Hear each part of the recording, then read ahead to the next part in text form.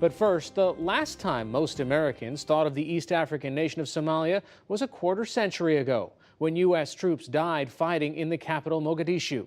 Now, after years of civil war and upheaval, the country is struggling to its feet, and the U.S. is back in Somalia with boots on the ground and drones in the skies. Just last week, the U.S. launched more airstrikes against the Islamist militant group al-Shabab. The group struck Mogadishu Friday night with suicide bombers and gunmen. More than 40 people died in that attack. As special correspondent Jane Ferguson and videographer Alessandro Pavone found, the U.S. and African partner nations are helping Somali forces fight that insurgency on a very complex battlefield. The soldiers patrolling this dangerous road are a long way from home. They are Ugandans stationed here in Somalia as part of an African Union peacekeeping force. They search for bombs planted by fighters from al-Shabab, Somalia's powerful Islamist militant group. Allied with al-Qaeda, al-Shabab gunmen have enjoyed a freedom here few armed groups have had anywhere in the world, ruling over swathes of this country for years, attacking the central government's security forces, and even making videos to celebrate their attacks. The African Union troops have been here for 12 years and aren't alone in this fight. They work alongside the Somali National Army, local militias, and increasingly, Americans. The U.S. military began conducting drone strikes and special forces raids here under the Obama administration. Since President Trump entered the White House, the drone strikes have more than doubled, from 14 in 2016 to at least 34 in 2017.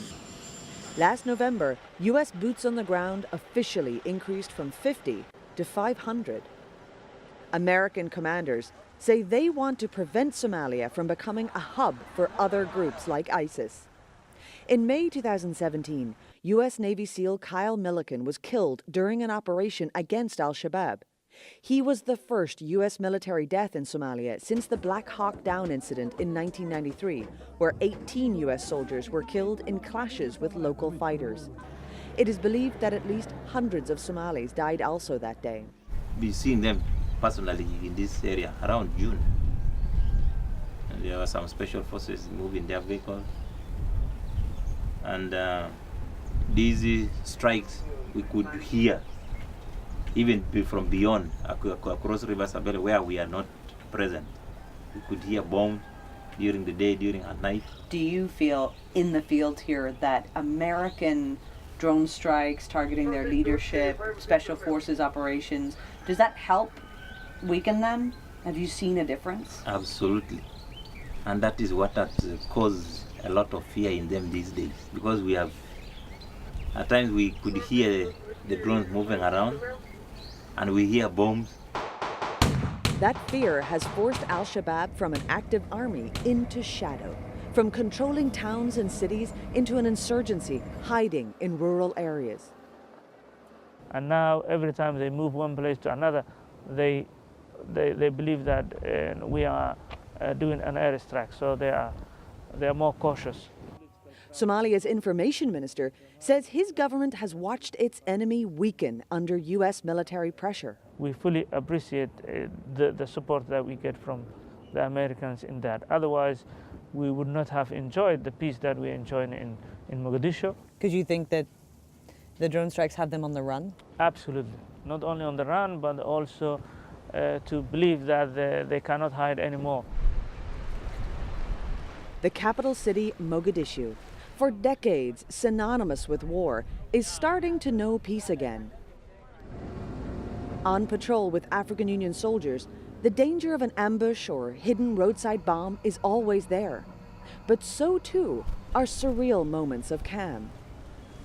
Stopping to get out of our armored vehicles, we found a park. No guns allowed here, just birdsong and families enjoying the cooler winter weather. And these teenagers hanging out. Everyone we spoke with said they feel safe. There are no problems here. The situation is very good, 19-year-old Najma told me.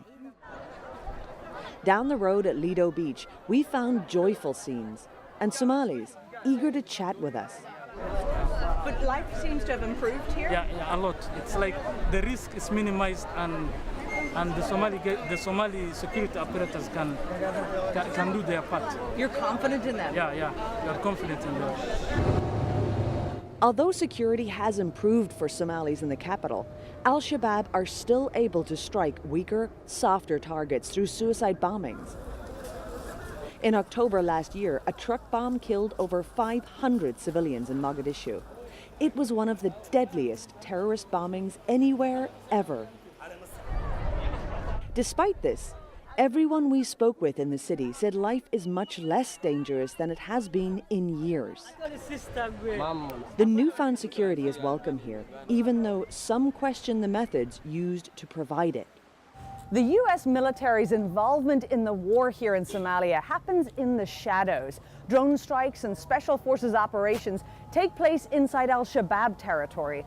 That has some people here worried about accountability. The government officials do not have access to assess the damage and so on and so forth. So the public is not aware of the collateral damage. Until last year, Abdi Razak Omar Mohammed was Somalia's internal security minister. He suspects that civilian deaths in drone strikes are being kept a secret. Basically, we have to believe what the Americans tell us, that they have shot and killed al-Shabab leaders. So that's where we are. Concern is growing over how the U.S. decides who to hit with each attack. In taking on al-Shabab, the U.S. military is targeting a dangerous militant organization. The social landscape within which that fight takes place, however, is extremely complicated, and avoiding getting involved in local armed disputes and rivalries, very important. Somalia's conflict is not simply a matter of al-Shabab versus the government. At the same time, there are many clans, Somalia's version of tribes, fighting each other all across the country.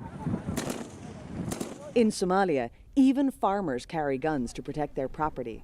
So American forces need local informants to identify who is al-Shabab and who is not. In August of last year, a joint U.S. Special Forces and Somali Forces raid on the town of Barire killed 10 people. Outraged family members took these pictures, insisting the victims were just farmers, including young boys. Clan leader from the area, Abdel Ilmi Hassan, spoke with the NewsHour about the incident. He says a rival clan trying to push them off their land lied to the American Special Forces, telling them his people were al-Shabab. Some clanmen called us and said, "We used the Americans against you and we'll use them again, so leave the area." The U.S. military in Africa would not speak to the NewsHour on camera, but have insisted the men and boys killed that day were enemy combatants. The bitterness left behind is clear. The Americans came here to support the people, but the people ended up hating them because of that misinformation. I wish they would be more careful about any information they're given. They should not be drawn into a conflict among clans. I honestly don't think the Americans have any interest in killing any clan or civilians, but the wrong information being given to them causes this. Somalia's future depends on reconciling the warring clans. Since the government collapsed in 1991, fighting between them has made building a functioning state near impossible. The current government is often ineffective as a result of infighting amongst the clans. It's those divisions that al-Shabab feeds off. We met with this defector from the group who said the weaker clans are more likely to join with al-Shabab while there is no peace. The minority clans are oppressed by the main clans. Their properties are taken and there is no justice for them. These people join voluntarily to get justice. Al-Shabab are the only people who can give them that. It's a cycle that has been going on here for decades. The lack of a state means people often turn to armed groups for protection, strengthening the militants, which makes building any state with the power to enforce law and order all the more difficult. Every night in Mogadishu now, African Union troops supervise the Somali police at checkpoints, looking out for al-Shabab bombs and fighters slipping into the city under darkness. These soldiers won't be here forever. They are planning to leave in 2020 and have already started a slow drawdown. When they are gone, the weak Somali forces will be left to face al-Shabab by themselves, with only their American partners fighting with them. For the PBS NewsHour, I'm Jane Ferguson in Mogadishu, Somalia.